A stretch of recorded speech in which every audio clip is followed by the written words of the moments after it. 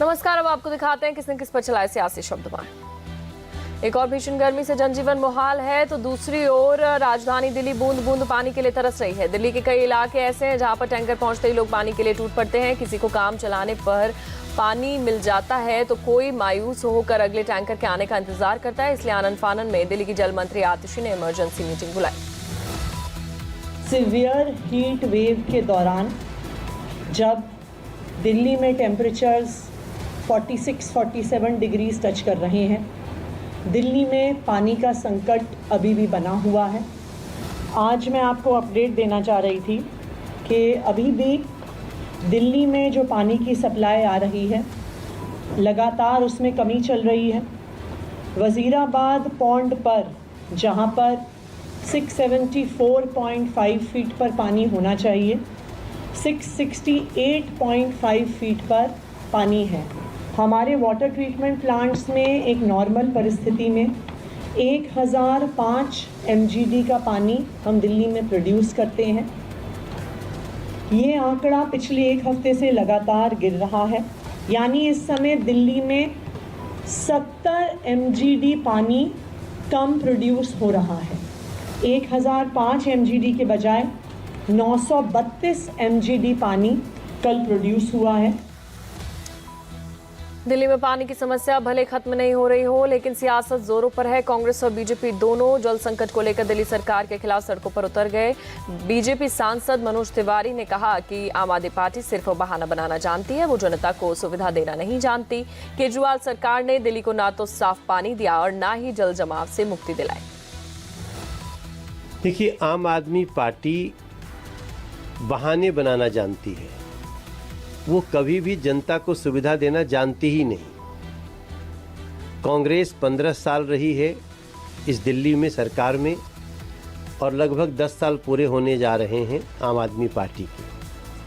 इन्होंने दिल्ली को न तो साफ पानी दिया, न तो पानी दिया, कई इलाकों में जल जमाव से मुक्ति नहीं दी। अब तो बुजुर्गों का पेंशन भी बंद है, दिल्ली के गरीबों का राशन कार्ड भी नहीं बन रहा है। 10 साल में एक नया राशन कार्ड नहीं बना है। आम आदमी पार्टी को बहाने बनाने आता है, इनको जनता का काम करना ही नहीं आता है और न तो नीयत है सीखने की। अब इनका टाइम हो गया है समाप्त। हमें बहुत दुख के साथ कहना पड़ रहा है कि 6 महीना बाद जो चुनाव आ रहा है, अब इनसे वो चाबी ही दिल्ली की जनता छीनकर नरेंद्र मोदी जी को दे देगी, डबल इंजन।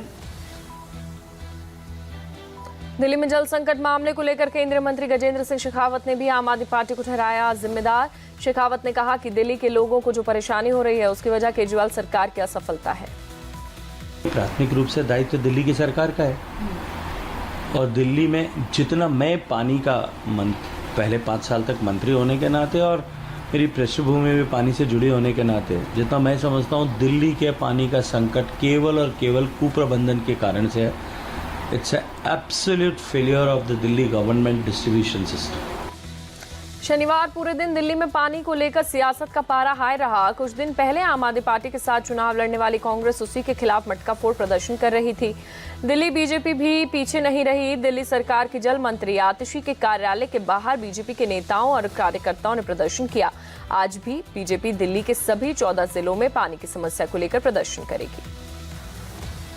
ये साफ और स्वच्छ पानी है जो पीने में उपयोग हो सकता है। ये दिल्ली की कालकाजी विधानसभा का श्रीनिवासपुरी वार्ड का सराय जुलैना मल्टी लेवल पार्किंग के आज तीसरे तल पे हम खड़े हुए हैं, जहां पर देख रहे हो लाखों गैलन पानी यहाँ भरा हुआ है और ये पानी सैकड़ों टैंकरों के माध्यम से या तो वो वेस्ट में किया जा रहा है या सीवर में डाला जा रहा है। इसका उपयोग दिल्ली की जल मंत्री कर नहीं पा रही है। लाखों लीटर पानी रोज सीवर के माध्यम से बहाया जा रहा है। ये कितने घरों का निवाला बन सकता था, कितने प्यासों की प्यास बुझा सकता था, इसके बारे में उनको चिंता करनी चाहिए। एक और दिल्ली जल संकट से जूझ रही है तो दूसरी ओर हजारों छात्रों का भविष्य उधर लटका हुआ है। नीट परीक्षा में हुई गड़बड़ी को लेकर सुप्रीम कोर्ट ने भले ग्रेस मार्क्स हटाने और 1563 छात्रों के लिए दोबारा परीक्षा कराने का आदेश दे दिया है, लेकिन बवाल अभी थमा नहीं। सुप्रीम कोर्ट में 20 छात्र याचिका लेकर पहुंचे और पूरे मामले की सीबीआई जांच की मांग की। देश भर में प्रदर्शन भी जारी है। इस बीच शिक्षा मंत्री धर्मेंद्र प्रधान ने इस पूरे मामले में कोचिंग इंस्टीट्यूट्स के रोल पर सवाल उठाया। मेरे को तो इस सारे घटना में एक आश्चर्य लगता है कि इनकी रुचि क्या है। ना विद्यार्थी है ना अभिभावक है। क्या उनकी कुछ हितों की अनदेखा हो रही थी क्या इसमें से? नई पद्धति से विद्यार्थियों को अच्छा प्रश्न मिले, कम बोझिला प्रश्न मिले, ग्रामीण इलाका का विद्यार्थी आए, गरीब विद्यार्थी आए, ये उनकी आपत्ति है क्या? ये तो एक व्यापक प्रश्न है।